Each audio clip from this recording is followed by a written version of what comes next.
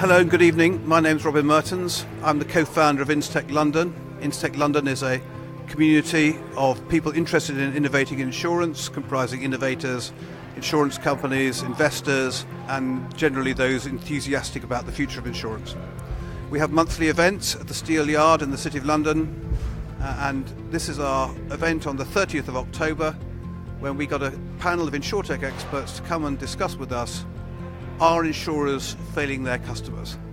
And first up to provide his views is a co-sponsor, Paul Ridge of SAS. Thank you, welcome. As Robin said, we've sponsored a few of these events. I think from quite a while ago we were an early supporter of InsTech London, so it's good to be here. Thank you for everyone that's come along this evening. So I personally work with a range of insurers we do globally as an organisation, so I guess we have a sense of perspective. The questions that are being asked tonight is, I think quite challenging. I think for us particularly, I think we look at insurers as having a key role for us, a key vertical for us, but we are always then comparing insurance maybe against other verticals, other industries. What innovation is going on? What are we seeing in terms of disruption and change in many other markets? So is insurance failing its customers? I think from my perspective, I think there is an issue in the industry. I think there are some things that have happened quite recently that have maybe helped me just maybe structure my opinion and the points that I'll make. I think one thing for me is that it's surprising that it takes a movement like the Insurtech movement that we have today to really challenge an industry and demand of that industry that it adapts and it moves forward. It is a question for me of would we be seeing the change that we are today if it wasn't for that challenge? Would the industry, if it was independent of that, still be looking at innovation and still trying to move forward? One of the things that for me struck a chord quite recently, we had an event in Milan and we had a keynote speaker. That keynote speaker for us was a chap who was from a leading university in Italy, a professor of innovation. And so he talked of this world that we live in today, and this world that we live in is not short of one thing, and that's ideas. Everybody has a great idea. But what we find is that those ideas often lack meaning. And he said that one of the challenging things is, as organisations today, what we have to do is not ask our customers what they want of us. We have to think beyond that, and we have to think further, whether it be the Steve Jobs analogy or whatever it may be. We have to think what our customers need. I think what we potentially mean by that is, do people really need the cheapest motor insurance they could possibly find? No, I think what people actually need is the right level of cover for the risk that they face at a fair price. So from that perspective, I think one thing that I'll kind of reference, and someone that put it much better than I did, and I think we've got a speaker from Bought by Many later. So if you haven't seen it on LinkedIn, it's worth a read. So Steve, who is the CEO of Bought by Many, wrote a letter to the chairman of Aviva, and he put it in a much better way than I did. And what he spoke about is the need for that organisation to find a leader who starts to think 10 years ahead. Somebody who starts to think about what do customers really need. Start to think about trying to tackle that industry-wide problem. Why does it take a regulator to ask the industry to stop and think about dual pricing? Why are we looking at an organisation discounting the acquisition that it puts into policies, but then we find there are a number of instances where vulnerable customers are paying 3 times more than they probably should for their insurance renewals? So Steve positioned it that way. If we are looking forward, if we are trying to challenge this industry to become customer-centric, then I think we need to consider what do customers really need, not what do they want. And that's a challenge because for many, if it be personal lines, motor is going to be a huge part of their business. So a big decision for somebody leading an organisation like Aviva to stand up and take a stance in the industry and maybe put the customer ahead of maybe those kind of key metrics on shareholder return and things like that to really transform and drive Aviva as a business forward.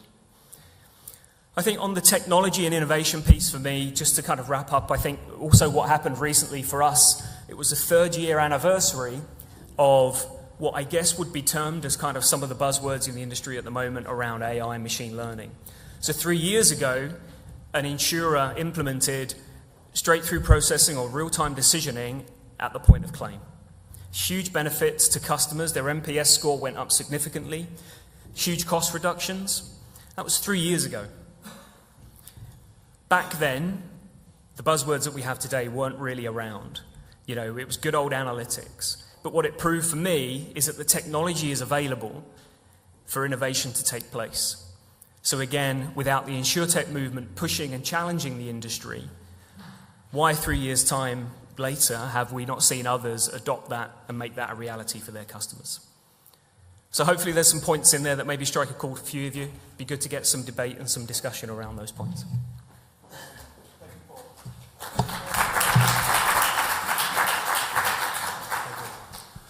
So I'd like an Insurtech innovator's view of is insurance failing, or are insurance failing the customers?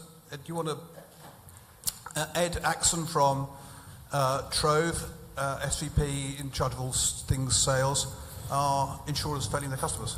Thank you very much. Thank you for having me, Robin. I'm glad to be here. I'd start by saying I'd probably vote for Paul because I thought he was very, very good. So hopefully I could fill in. So the question is the insurance failing its customers? And Robin has obviously asked us to be, as the Insurtech people, to be controversial, but you know, that's not what I'm really here for. What I would say, the Insurtech movement maybe wouldn't be around if everything was rosy. And I think if you look at different sectors in the market, you'll see that there's a lot more going on. And so the word failing, I think, may be extreme. What I would say in certain sectors of the market, like general insurance, the insurance world has allowed other people to get into that journey. If you take motor insurance or general insurance in the UK, you know, the aggregator plays a huge, huge part in it. Now, initially, was that good for the consumer? It probably was. Is it good for the consumer now? I think that's a huge debate. So you've got these massive insurance brands that we all grew up with, that are hugely trusted, have allowed someone else into that journey, and I think that's a potential problem. Now, it's great to see a lot of the guys, the Zurichs and the Avivas and Direct Line, working hard to build that relationship again. But there is an adoption theory in brands where if you don't flatter the audience of today, what happens is they just believe that your brand is for their father's brand or their grandfather's brand. So you've got these massive, big insurance companies, hugely trusted, that I think need to do more to work direct with the insurance companies again, which is great to see that they are. There's a lot of innovation around claims management, which is great to see. I think that's again going to give the insurance world and consumers some of that trust back in these big insurance brands. Working with Insurtechs, I would say that, of course, but I promised we wouldn't use the word collaboration, but you're working with Insurtechs to define new products and get the trust back from consumers, I think is going to have a huge impact on it. So my answer to are insurance companies letting the consumer down? I wouldn't go as far as that. I think they've just let someone else into the journey, and I think what's important is you get that relationship back again and work with innovation. As Paul said earlier, the innovation around Insurtech startups, real-time pricing, the ability to calculate risk dynamically, that's the stuff that I think consumers today, the Trove's very existence is because there is a gap between what young people believe in insurance and what they need, and that's why we exist. So my answer would be not as extreme as letting down, but maybe they've allowed someone else into the journey. That's me. Ed, thank you very much.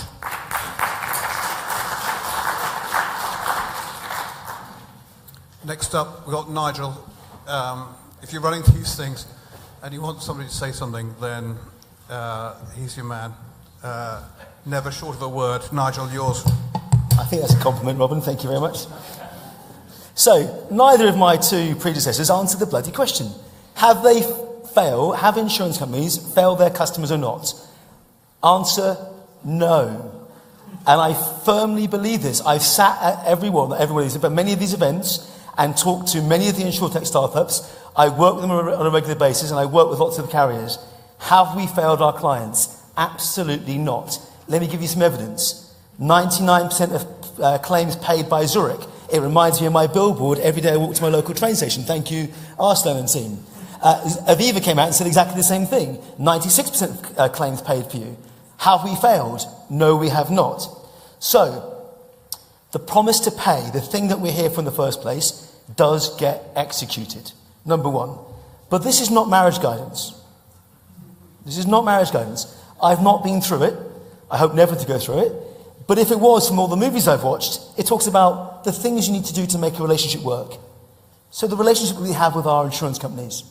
Do we care about each other? Do we talk to each other? Answer, no. Whose fault is that?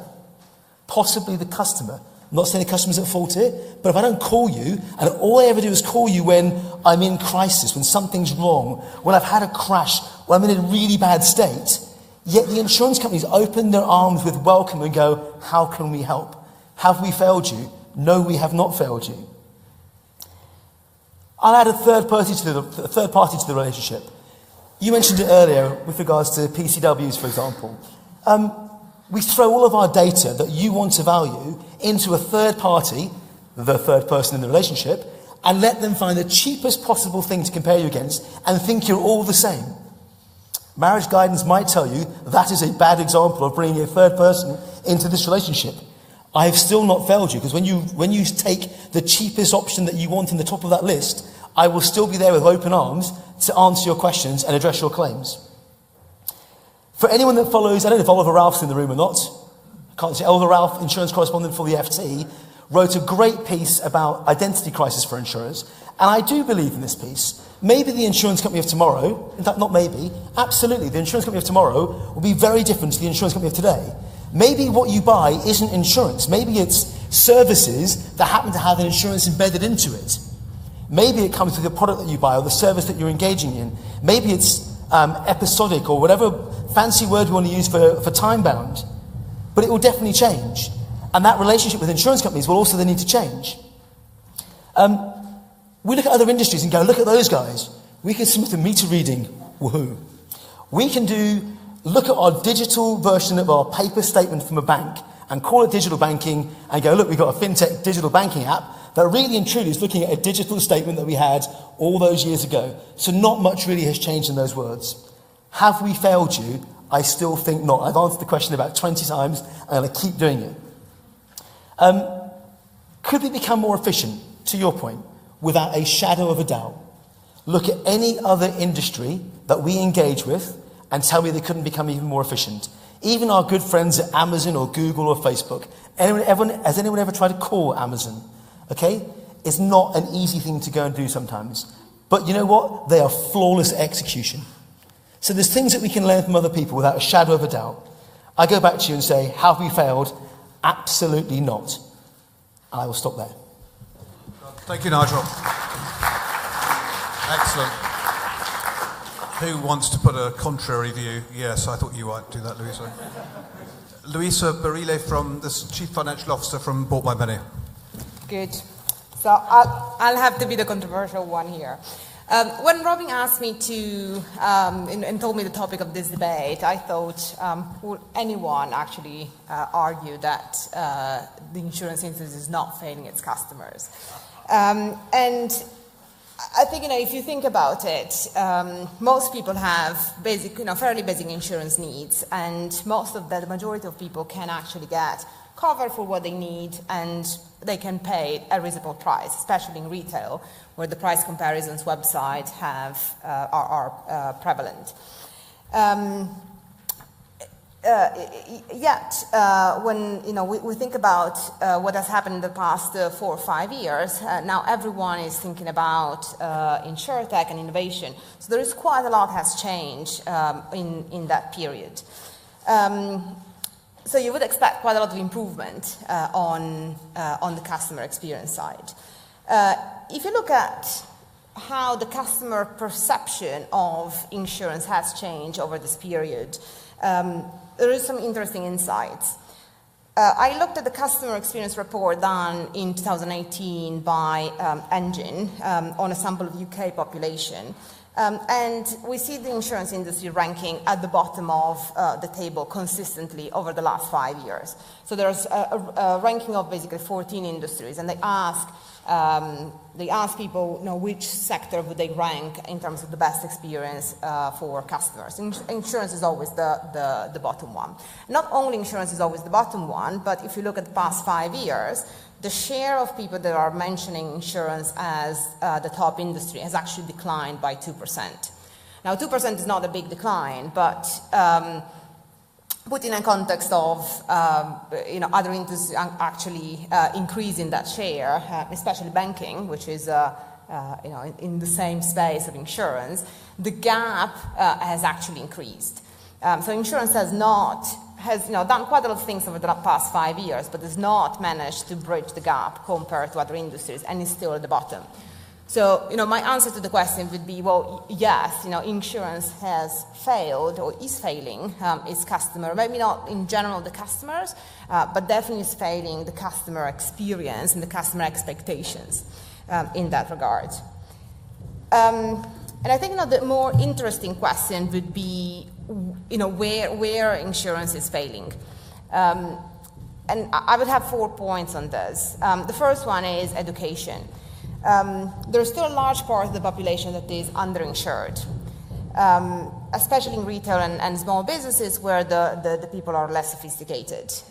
And this is a problem for the individuals, but it's also a problem for society in general. Buying insurance is still very hard. Contracts are very long and complicated, and a lot of people don't have a good perception of the risk. A lot of the time people buy insurance after something has happened. Like even I bought my car breakdown cover after the first time my car left me stranded on a street.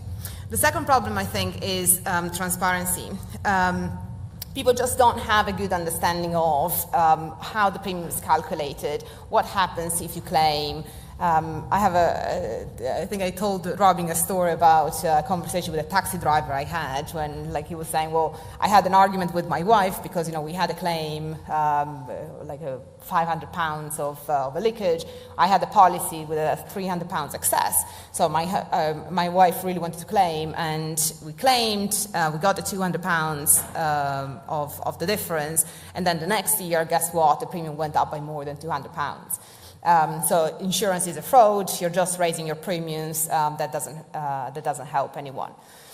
And if you think, there's still quite a lot of practice in the insurance industry that are not helping the customer experience, not really understanding how the premiums are calculated, what happens when you claim. The thing that we were mentioning before about the insurance, the interest rate charge on the premiums if you pay monthly, they are still not helping the insurance industry. My third point is around digital experience, and that coupled with the human touch. So clearly people want to buy things fast, want to buy things when they want it, so want a digital experience, but that's still important to have a human touch about it. And that's something that both the insurers and the Insurtech can do quite well, but they're not doing particularly well at the moment. And the fourth point is about inclusion. Probably leaving politics aside, the world has moved to be more inclusive, and we now better understand the value of diversity in business and in society. And I think insurance is lacking behind the other sectors in terms of inclusion, not just on gender. I'm probably the only female person on this panel to know. Said too. Yeah, too. Good, but are still underrepresented. But those in terms of race and sexual orientation and anything. And I think that it's easier for Insurtech to attract people with a diverse background, but that's also very important for the whole industry to move the needle in that direction. So my answer to the question is yes, I think we are, but we hope that I hope that together we can actually change that.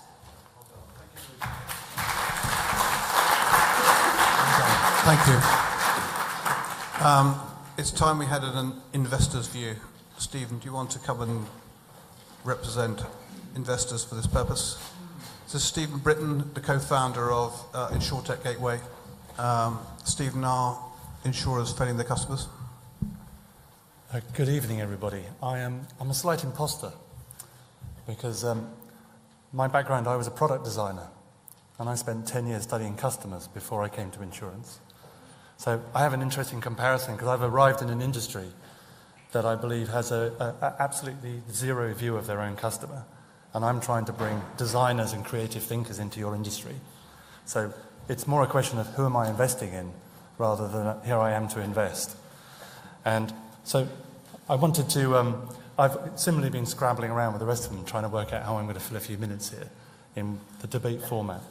But something struck me actually that got me in the first conversation I had when I came into insurance. One of my best friends, he's an insurance broker, and he took me out to lunch. And he said, I'll take you to one of the places I take my clients. And my first observation was that he'd put on 3 or 4 stones since we were at school together. And he basically gave me a massive lecture about how to look after customers and clients. And I said, but I spent 10 years studying customer needs and consumers. He said, yeah, this is how business is done, my friend. He knows every best restaurant in town. He's got an incredible expense account. And he understands the word client like nobody else does. He understands customer and he understands client. And I come from a world that was trying to understand why the iPhone was successful, why Amazon was taking everybody's industry. And I guess I'm just trying to shift the debate from a conversation that says, wow, the insurance guys sure know how to service a client, through to they have no view at all on customers and emerging customer needs. And I've taken that same philosophy in terms of the incubator we started to build, because it wasn't a case of just investing in the ideas that came towards us, because I wasn't meeting people that really understood the customer. In my definition, the consumer. So the incubator that we've built was built within a business that didn't touch insurance for 5 years. We were just trying to innovate. We were trying to find disruptive models and new segments of consumers and new needs that we would meet. And this felt quite a normal approach to us. So without giving too much of a plug to the business, what we've really struggled to do is to find people from the insurance industry who could engage in an environment where they genuinely get to test with consumers and actually see if their idea works live and see what really happens in full Technicolor and understand why the pricing, why the distribution, why the call to action doesn't work when you work in insurance, how difficult it is for you all to make that work. So is that my bell already? Oh, thank God for that. I thought, wow, I can gabber. I'm starving. I will leave my point that we all have a lot to learn about how to service clients from the insurance industry, but consumers is another game, and that's what the industry needs to wake up to. Thank you.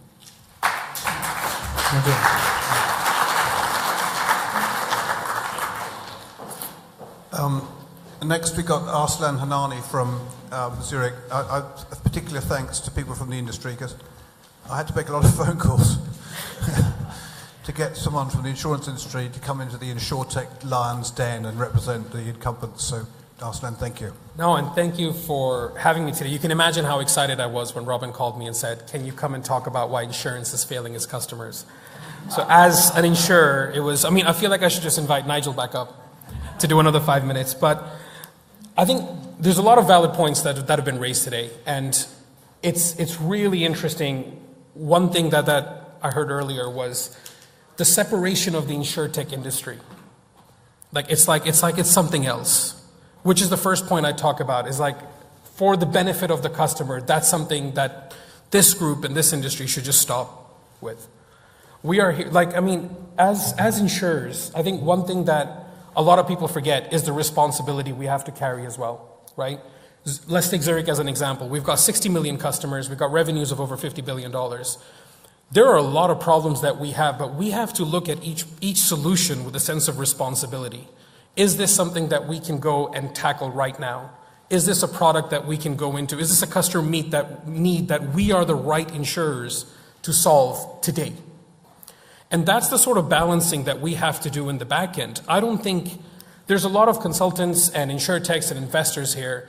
I don't think there's been a lot of times when you've knocked on an insurer's doors and we've not let you in. I mean, we're a pretty open book when it comes to our problems. I mean, obviously, there's a big regulatory burden as well that we're all aware of. But I think take that perspective from us, that there is a sense of responsibility that we have, that we can't just go in and start experimenting with things, and we can't just go in and start changing things until we know that we can do this in a responsible way where we can take care of our customers and continue to pay those 99% of those claims. But I think the solution to all of this is, again, I know we're not supposed to use the word collaboration, but you guys need to keep doing what you're doing, and we need to all challenge ourselves and be that mirror. If there's technology that can help us solve a problem, we want to hear about it. We may not act on it, but we want to know about it. If there's a customer need that we haven't identified that somebody in this room has, we want to know. We want to tackle that problem together. But if we keep separating the Insurtech industry with the insurance industry, there's only one person that will suffer, and that's the customer. So I'm not even going to take my whole 5 minutes, but I'd request this room to step back a minute and think about the responsibility that comes with size. And also, let's keep challenging each other to make each other better. There are things that I've seen from people in this room in meetings that we could never tackle, and we are adopting those, we are working with those, we're exploring those. There's equally ideas that we've seen that are absolutely phenomenal that, as the incumbent that I'm here representing, I just cannot take the risk and do it in a responsible way. So that's the sort of balanced view that I wanted to share with this room. Thank you. Awesome. Thank you very much.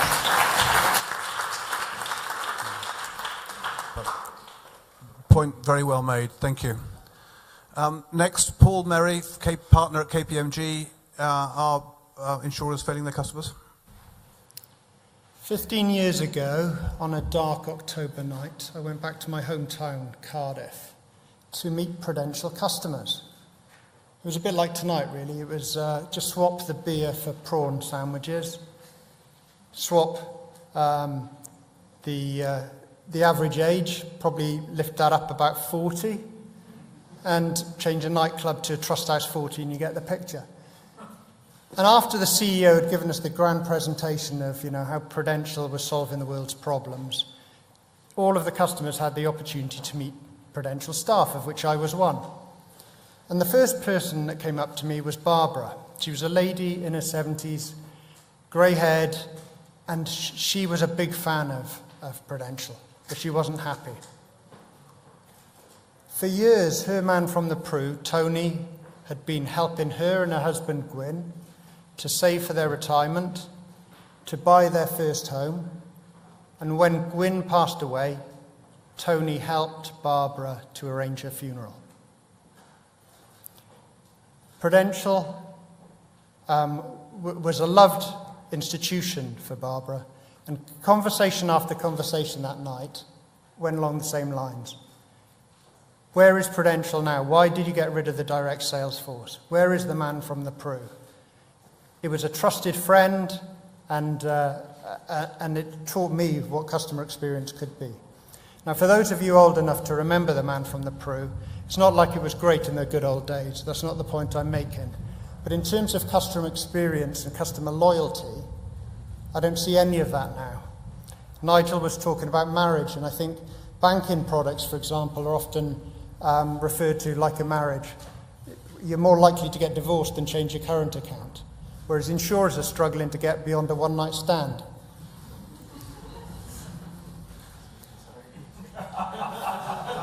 So in terms of what's happened to the insurance industry, as some people have said, it's become disconnected, disengaged, it's become distant to customers. And that's a big challenge. The work, the analysis that we've done, the customer experience excellence analysis, the 300 companies that we looked at in that, how many insurers do you think were in the top 10? Top 20? Top 30? LV at 32 was the highest ranked insurer. So you can hardly say that it's not failing customers. There are a handful in the top 100. Now, moving on, I think there is a glimmer of hope in all of this. top in the US survey was, believe it or not, an insurance company. How many of you come across USAA? A few of you. So, for those of you who don't know, it's got 11 million customers, and it provides insurance and financial services needs to US military personnel and their families. And it's focused on the customer, it's got great employee engagement, it's been a fast adopter of technology, and all of the customer engagement has not been at the cost of expenses. Its expense ratio is 15%, which is half the industry average. So, what's the good news? There is some good news here. There's a huge amount of hope, because the insurance industry can deliver great customer experience. It's just that it's not at the moment, not in most parts of the industry. It's not providing the products, it's not solving the risks that people need. The bad news is, for some people in the room, is it might not be the insurers, though, that are going to solve the problem going forwards. But we'll come on to that later. Thanks. Well, thank you very much.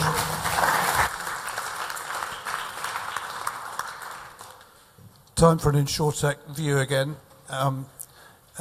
Here's Harry from Zego, the co-founder. What insurers failing their customers as far as you're concerned? I think there's a challenge here, because it's so easy for me to say yes. But actually, insurance is so vital to everything that we do in all the ways that we do it. But I think actually what we're seeing is a shift in the way in which people want to consume insurance. So we're seeing a shift in our customer demographics as much as the way that we're trying to solve it. And to my mind, certainly in the areas that we operate, what we're missing is customers have never had, because of technology, as much choice as they have today. Through their phone, they can have access to any goods, any services at any time.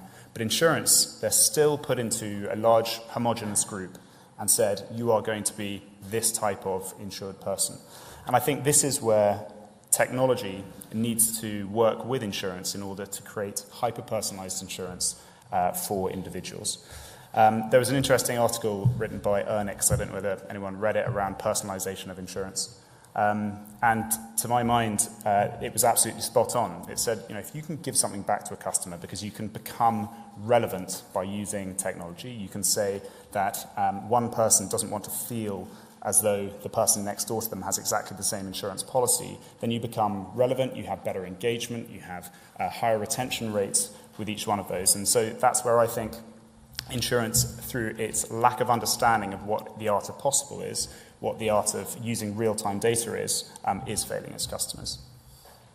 I want to pick up on a couple of things that have been said so far. So Arslan, 99% of claims are paid by Zurich.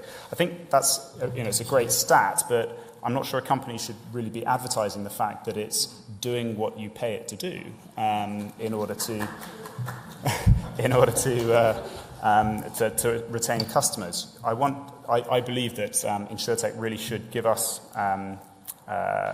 should make someone feel like they are completely unique. And so if you can do that, if we can have, again, I said I wouldn't talk about collaboration, but if you can work with insurers that are willing to use technology to get real-time and real detailed data about an individual, give them back a policy and a product which is absolutely unique to them, then you're going to become relevant, and that's going to make you not fail your customers.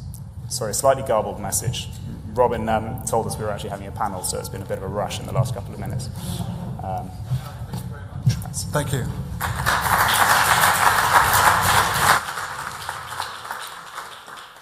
Last up, Carl. Carl, to me, Carl Bauer, but Carl with the most complicated surname in Insurtech history. Are you going to tell us what it is in full? Hello, everyone. We are an investor, mainly Series A and B in Insurtech. I think most of these things have actually been said already, but from our point of view, is insurance failing its customers? Our point of view would be a no. Insurance is actually having an important social value. It's paying claims. It is omnipresent in many parts of society. This being said, it's massively underutilized. It has been quite late in utilizing the emergence of the mobile phone. It has been quite late in utilizing the real huge data and knowledge of its customers. And we as investors are very excited in kind of helping the insurance industry together with the Insurtechs and bringing them together in order to provide a better service, a better pricing, a better risk selection. When I look at the banking industry in terms of use of technology, I would think that the insurance is probably 10, some people would say maybe 20 years behind the banking industry in terms of using big data, in terms of understanding what you can do with actually high processing, with data analytics. The credit card companies kind of understood that probably 15 years ago. The banks understood that with many of the payment services and kind of understanding the customer profiles. So the insurance industry hasn't really failed in that sense its customers. It has just been extremely slow in our view in terms of really getting the maximum potential out of it. Each industry, we all wonder whether each industry has this kind of Uber moment and kind of, creation of a totally new paradigm. I wouldn't see it like that. We ask ourselves the question, of course, is there I would kind of compare this more to the Spotify moment, right? There were the record industry and the music industry, which kind of should own iTunes, which should have created Spotify. They kind of missed that opportunity. And are kind of in a totally different paradigm and part of it actually totally lost. I think the insurance is not going to face the same challenge. Insurance is a complicated industry. I think a lot of the Insurtechs who kind of entered the market 2 or 3 years ago or 4 years ago have realized that in the meantime. You don't displace the insurance industry just like that. I think ultimately what the insurance industry needs to do is to kind of work much more in cooperation. We don't use the word collaboration, much more in cooperation with innovation. It's an industry which is going to have to massively simplify itself in terms of structure. Yes, it's a regulated industry, so you don't change that either, but the regulators also have to kind of adapt themselves to kind of having a much faster adaptation process to what technology brings. Ultimately, we would expect that the industry, rather than failing its customers, is going to have a battle between those big players who are going to be fast in adopting change versus those big players who are going to be too slow and who could eventually possibly die of a slow death. If you see what's happening in the technology industry overall, you conclude quite quickly that actually there's a massive consolidation around the biggest players.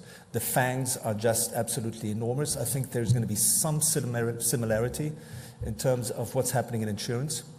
I don't think that Zurich Insurance is ever going to be put bankrupt by Lemonade or God forbid, Trove. I think it's, Zurich or an Allianz or an AXA could be put under pressure because suddenly somebody has a fantastic cooperation with smart technology with an Amazon or the biggest car manufacturers. And I think that's what the insurance industry, if it doesn't want to fail its customers, has to learn in terms of cooperating and being faster and being more efficient, being nimbler. And ultimately, for us as investors, what we're very excited about is that the insurance industry is really moving from a moment of protection to prevention to prediction. And that's a journey which is offering an enormous amount of potential. I think a lot of insurance companies haven't really understood it, but frankly, when you speak with the big organizations, they understand the opportunity. They just have to adapt this kind of complexity in which they operate, and which is quite bureaucratic, and really take the opportunity. That's it. Thank you. Well, thank you very much.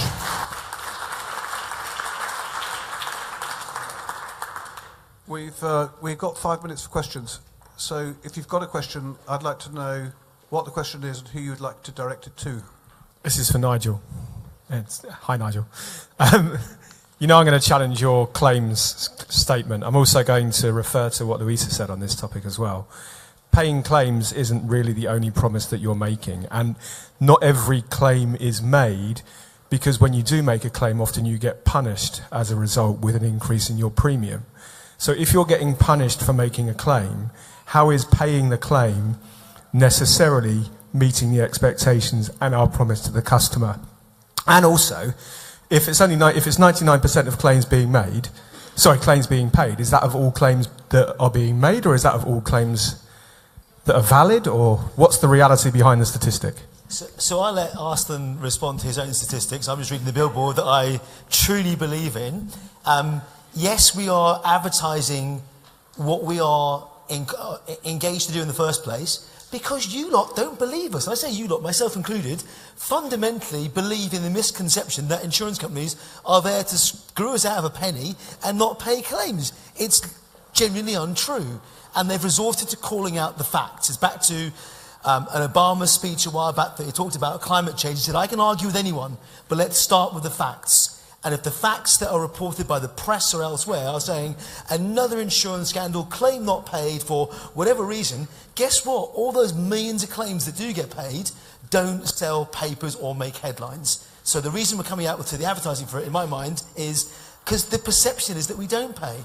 The reality is much different. So let's start with the facts. And I think it's fair to say, Arslan, I don't know if you add to this, but if we start with the facts in the first place, we can have a sensible debate first and foremost. Do you want to add anything to that?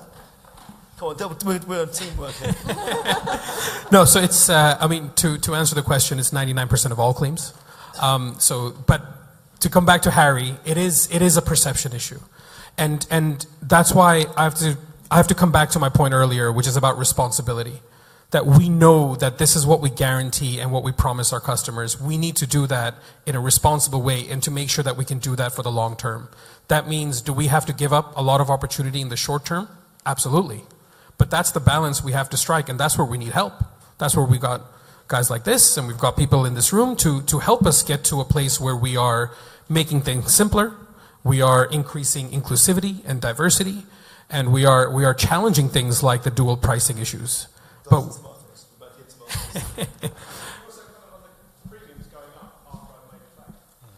look, that's a very challenging question, obviously, but I think it has to come back to every individual brings a certain amount of risk to a certain pool. And again, we have to live with the law of large numbers, right? So we have to take that balancing act. Do some people get an unfair premium increase year over year? Absolutely they do. I'm sure they do. There are examples. But there's also somebody who's had $1 million claim where the premium hasn't gone up, or it's only gone up £50 or whatever it may be, right? So I think you have to take it, you have to balance both aspects. I'll add to that if I may. I'll come to your question in a second. I'll add to it. I go back to our favourite man, Mr. Obama, or my favourite man, Mr. Obama, and I go back to the facts. Maths don't lie. For any actuaries in the room, they know exactly why premiums will change and what risks are carried at what point and where. Our issue, and we'll come on to this in the second half of the debate, is customers don't know, number one, and back to the first point, customers don't always care until they've made the claim and go, but where's my premium gone up? Well, actually, number one, it might be because you've had a crash or you've made a claim, or number two, the whole IPT thing that came out over the last couple of years and the massive increase that we've had, people don't see it as IPT. People see it as the insurers put up my price. Well, actually, rates might have gone down in certain instances. We've got to start communicating better. Call out the facts. Stop playing with hype, Gareth. I've got the mic. Okay, so just on that, I don't want to just pick on you, but the trouble is the most outspoken people get directed the questions. Okay, so claims, right? I mean, that's because it's the only reason that customers call you. You said, it's like a marriage. Why don't you call us? Well, what the hell are you going to do for me if I call you without a claim? It's like, hey, dudes, I just want to chat. Make me happy. No, I mean, come on, that's ridiculous. We're not going to call you for anything because you can't do anything. Right, secondly, okay, if I may, I waited. I've got a really short memory, so I'm going to forget the first question. Okay, you go for it. Okay, secondly, right, on the whole claims issue, okay, the reason that people get frustrated about you putting up the premium, as you said, is, you're an individual and you're in a pool of people. Yeah, but you should know. It's about Harry's point, hyper-personalized insurance. You should know the risks. That's your job. So if I make a claim, you shouldn't put up my premium because you should have understood. It's like loss adjustment is after the fact risk management. No. Let's get parametric. You ask all the shit you need and you tell me what I'm going to get paid when I submit the claim. And then we are on a level playing field. Stop lying to me on your forms then, for God's sake. I'm not. Where's my car part? In the garage. What bloody garage? Right? We've all seen those things. So I do take your point. Hang on, first and foremost, does anyone else want to stand up here with me that says insurers on the right side of the fence? Other than Arslan. Come on, Arslan. Come on. Anyone's welcome. A few people standing up. Good on you. To answer your first question on premium and why it's going up, was the first question, wasn't it? I told you I had a really short memory. It was the Marriage. Right, okay, so on a completely side affair, I've worked in contact centres for years. What contact centre agents get to hear and deal with from people that will call them on Christmas Day to go, I want to chat, is fantastic. Go and search out the charities that do it. It's not the answer to your question, I promise you. But the things that these guys do and deal with day in, day out is phenomenal. You only call me when you're pissed off, irate, at the side of a road, or have a leak, right? So it's not a great place to be called in. But one of the guys mentioned earlier, Carl mentioned it, I've got it for some of the next question as well. Insurance companies are changing. We used to be, years and years ago, way before the event. Now we're at the event, and we're going to get to the before the event. This is all changing. You look at Action, what they talk about with payer to partner. You look at other people's taglines, every step of the way, whatever else. Look at Vitality. Let's get all those people that should be moving, that aren't moving. We are becoming more informed. I was listening to the radio at the weekend, and Vodafone were advertising V-Home. You've seen the NEOS things that are out there for those in the Insurtech community with the smart home kit. Everyone's racing to get more insights that will provide you better information. And then you won't be calling them, they'll be calling you. Hey, Will, thank you, my eyesight's going as well, so my hearing and eyesight. Hey, Will, did you realise this, and this has happened? If you do these things, it's in your interests. And by the way, we'll lower your price. Or by the way, your price will go up. But give you the options and the choice. For anyone that follows Amazon Web Services, AWS is the behemoth giant of a business behind Amazon's technology services. They will actively reduce your customer pricing without you asking. Imagine that in an insurance company. Imagine getting a call from Zurich, not putting you on the spot here, so I'm on your side, I promise. But imagine getting a call going, hey, rates have gone down this month, we've lowered your premium. We're almost into the stage of a Trove where we've got per minute or per day or per cycle pricing. I think it's coming, personally speaking. So call us anytime. I'm sure they'll talk to you. I'm sure there are people in the room who say they can do it now. Nigel and Arslan, thank you very much for coming to the Lion's Den, and that generated some decent debate. So look, we're going to take a break. You will not be surprised to know, given the slight bias in the community, that 75% of you voted that the insurers. Oh no! I was going to try and hide that stat. And 25% say even that's actually. Yeah, come on. Those of you now you've heard Nigel and Arslan, you can change your votes. Two other things while I've got you. The next InsTech London event is on the 19th of November. It's a clinic. So we've got 15 advisors to come and provide free advice on a variety of topics: how to get R&D tax credits, what Brexit means for you. There's how to create a new product, what you should know if you're a budding entrepreneur.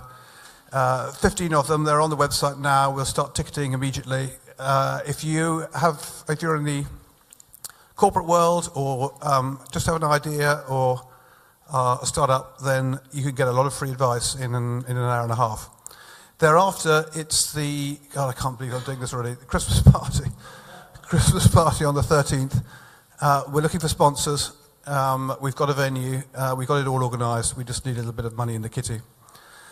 So we're going to take a break now, 15 minutes. Part 2 is Who Will Own the Future of Insurance? Thank you very much.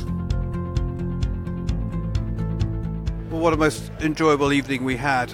That was a good cross-section of views, and it's clearly the fact that innovating as an insurance company is far more difficult than most of us innovators appreciate. If you want to participate in events like this in the future, come to the Instech London website. We do these things once a month, and we are doing our very best to bring innovation to the insurance industry. At that point, we took a break. We went to part 2, where we asked the second question, who will own the future of insurance? And we'll be back for part 2 in a short period.